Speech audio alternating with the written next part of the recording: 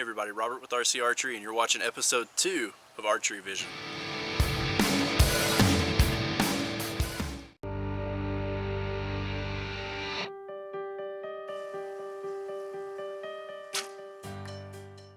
Alright, so for this week's form segment, we're going to be talking about releases.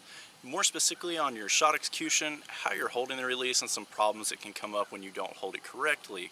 So the video that I had sent to me is by John, and if any of you want to send me videos or even photos, I will give you free coaching on shot execution, form, tuning, anything like that, whether it be for this segment, my tuning segment, anything. So I'll put my email down in the description below. You're more than welcome to send them to me. I'll help you out, and I'll feature them here in this video. So what we're seeing with John's release execution with his hand and what he's doing is actually, as he's shooting the shot and going through his release, he's opening those fingers up. It's causing them to uncurl around the release, and that caused some problems for obvious reasons. One is, on a hinge, you need those outside fingers to help rotate the hinge. Same thing on a thumb button. You need those outside fingers to hold tension so that your thumb will be able to depress into the button and fire that shot. Another thing that I want to point out when we're watching the video to look at is how he's holding the release. He's actually holding the release really far out on the end of his fingers, and he's shuffling the release around as he's getting to anchor. So he's drawing back with the release really far forward and a lot of pressure only on his index because he's not wanting to fire the release prematurely as a hinge. But then as he gets to anchor, he starts shuffling his fingers around and rotating and moving that release. And that's going to cause some problems too, just on consistency. This is going to be a series of 3 shots that we're looking at, and I want to look at different things on each shot and really talk through what's going on. Again, as we were talking before, the opening of the fingers, the shuffling, all of that's going to really cause some problems on shot timing. And also, you see, as this shot's going to break here, it's more of a snap and a jerk because he's lost all of his leverage. When you're drawing the bow back and using all your weight on the index finger and then having to shuffle to the outer fingers afterwards, you're really going to be changing the weighting on them, and that's changing the shot timing and the way that release is going to be working in your hand each and every shot.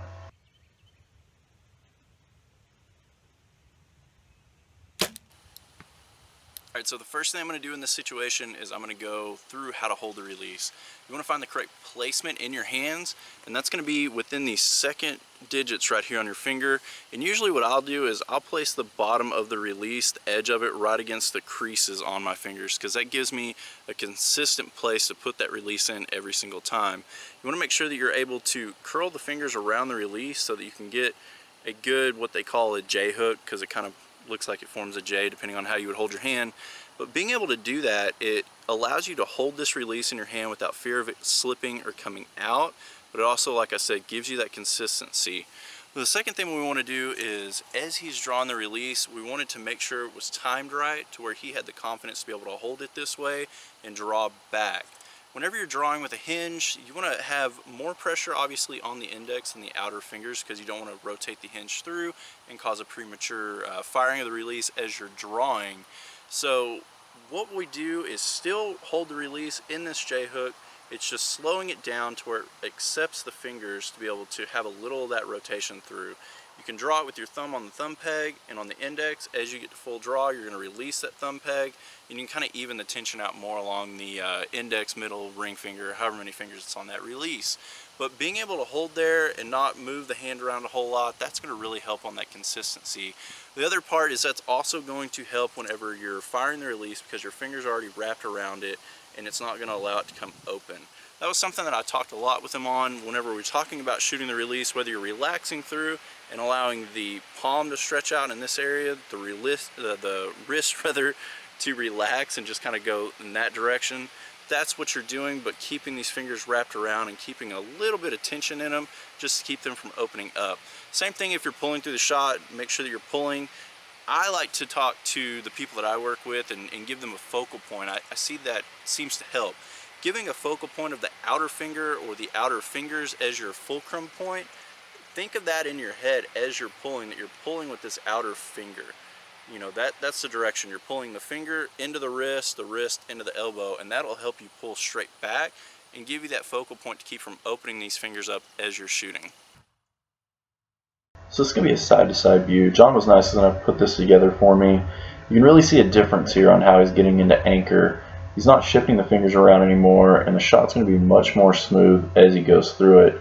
One of the other things that's a benefit here is that being able to get into his anchor, not have to shift the fingers around, it's saving him time, and that's helping him being able to work through his shot. And he's actually shot a personal best on a Vegas face. He gained 4 points on a Vegas face from this one tip on how to adjust his fingers on the release.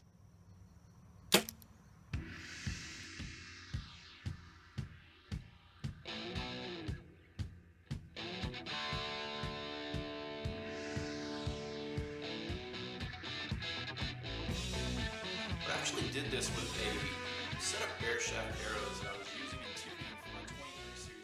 For this week's tech segment, we're going to go over setting our peep height on our bows. So setting our peep height on our bows actually starts with our anchor point. I have a lot of people that tell me that they can't get their nose to their string, and that's very common nowadays with the shorter axle-to-axle hunting bows and even some of the target bows. What that's doing is creating a sharper string angle, where in the past you would look at string angles that were a little bit more open on longer axle-to-axle bows or even target bows, and now you're actually seeing those string angles get very, very sharp. So instead of the string coming across your nose and your face, people are finding that that sharper angle is making them duck their head down in order to get their nose to the string. Now, there's ways that you can help keep from ducking your head down, and it starts with our anchor point. So a lot of people, what I see them doing is they take their hand, and on these mid knuckles here, they're anchoring that right along the jaw. So they're taking this bone right here, they're using that as their reference, and their hand is right here. What you can do is actually use the index knuckles instead, and you can put those right along that jaw. Now, it's still going to be below the jawline here, but it's right on the edge of that actual jaw right there. So that puts your hand here. So what that's going to do when you're using your release, instead of your hand and the string being here, you're raising the hand up, and it's going to allow the string to come up as well, and hopefully get that string to where you can keep from ducking your head at all, or just very minorly duck your head down. There's also some things you can do with some draw length adjustments and things like that to help you, but you also want to make sure that you're not getting too much facial contact with the arrow and the string coming too far back on the face. So the next thing we want to do is look at the type of game that we're going to play, and that's going to determine how we're going to set up the scope on the slider portion of our sight. Now, if you're using a multi-distance game, say a field round, then you're going to look at setting a midpoint on this scope with the distance. A lot of people confuse this, and they do a scale of 20 to 100, and they pick 50 yards because 50 yards is half of 100, and that's where they set their sight. But you can actually see here with my scope set on 50 yards, that's definitely not in the middle of 20 and 100. Normally what I'll do is set my scope somewhere around the 55 to 60 yard mark, and what that's going to allow me to do is set my peep height so I have a level and flat shot at 60 yards, and move my hand up and down to get to different yardages, whether that be at 20 yards or 10 feet or whatever it may be, all the way out to 100 yards. And that's going to allow me to not have a floating anchor where my hand is not on my face the right way anymore.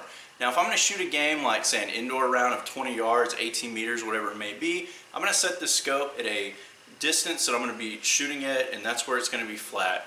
There's also a trick that you can use when you do this that a lot of people will do, is they'll go out to 20 yards without a peep in their sight, or without a peep in their string rather at all, and they'll shoot at 20 yards and they'll adjust their sight until they're hitting dead on up and down. You don't have to worry about left and right so much, but just up and down. Once they've done that, that's their natural anchor position, their natural way that they're lining everything up. Then they'll go through and they'll put their peep in the string, and they'll move that peep until they're aligned up and hitting at 20 yards with their scope without moving it. Now, let's say if you're shooting a game like 3D. Now, 3D is a shorter yardage game, so you may be shooting 50 yards, down to 20 normally, or maybe not even out to 50 yards. So let's say you're shooting a class like Known 45. Known 45, I know that a lot of my shots are going to be in the 35 to 40, 40 to 45 range, depending on which individual range you're at. So what I'll normally do is set it at 40 yards. That's going to give me a comfortable shot at 40, and you're not going to see a lot of differences all the way from 20 to 45. Now, let me show you really quick what I mean by adjusting your hand position versus tilting your head up and down for your anchor point. So a lot of people get the wrong idea when it comes to changing yardages on their scope for different distances. So like I was saying before, if I'm going to have a multi-distance round and say it's something all the way out from 20 to 100, I'm going to set my sight around the 50 to 60 yard mark. But at 20, I'm not going to tilt my head down to try to get that peep to come up in my eye better, because all that's doing is digging my nose into the string, and that's going to change the way that we're looking through the peep, and it's also going to be putting pressure on the string, so we don't want to do that.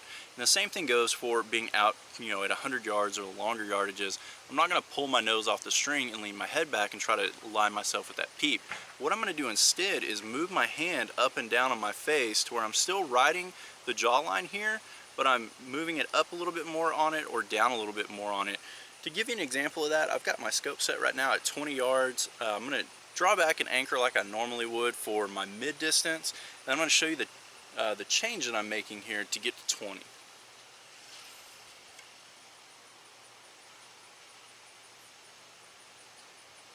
So you can see it's just from here is my normal distance. I'm just pulling my hand up just a little bit, and it's not a lot of movement involved in order to be able to do that. Let me show you that one more time. This time I'm actually going to show you at 100 yards and give you a different example of it.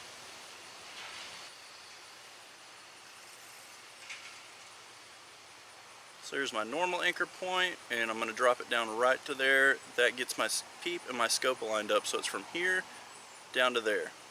Not a lot of movement at all. Keeps you from digging that nose into the string differently from one shot to the next, and it'll really help you out with your groupings.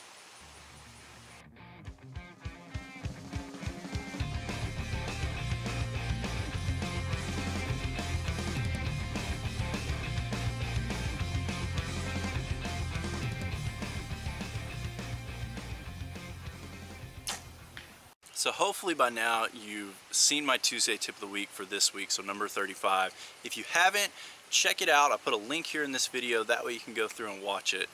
One of the things that I talked about in there about practice techniques to help you get better is drills to do in order to really narrow things down. For this segment, for my shooting tips, what I'm going to be talking about is one of the drills that I do. Basically, what you're wanting to do is single out one area to work on at a time.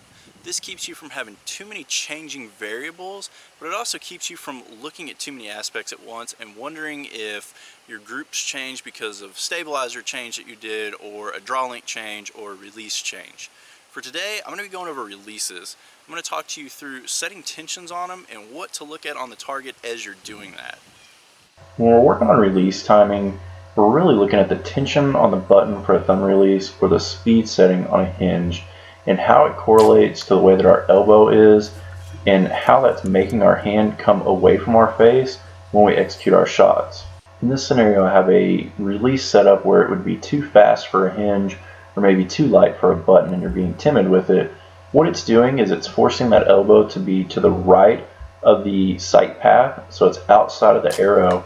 When you have your elbow to the right like that, you'll notice that it starts pushing your arrows off to the left. That's going to be a good way for you to be able to look at a target and see if maybe your release speed is set incorrectly.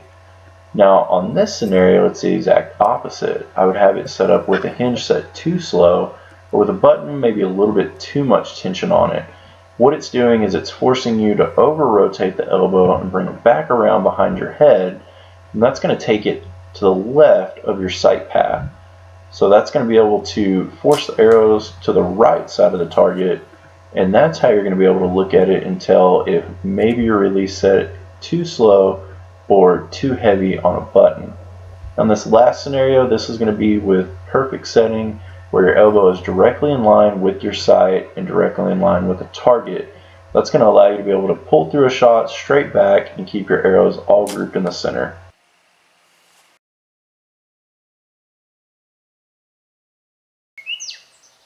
Alright, so here I am at the target for the giveaway. I've got everyone's name that entered into the giveaway. It was 70 names. That blew my mind when I saw that. It's the most I've had for any of the giveaways that I've done. So thank you to each and every one of you for liking the video, sharing the video, and for entering for the giveaway. Like I said last week, I'm going to take 3 shots at this target from 100 yards, and the 3 arrows that land on those names are going to be the ones that win the prizes. First shot that I'm going to take, wherever that arrow lands, that's going to be for the Twisted X Bowstrings giveaway.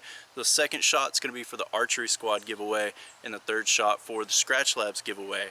So tried to make it as fair as I could. Got everybody's names cut out, taped them all onto the target, spread it out across the bullseye portion of that target, and I'm going to take some shots now. And thank you again for everybody that entered, and we'll see who wins.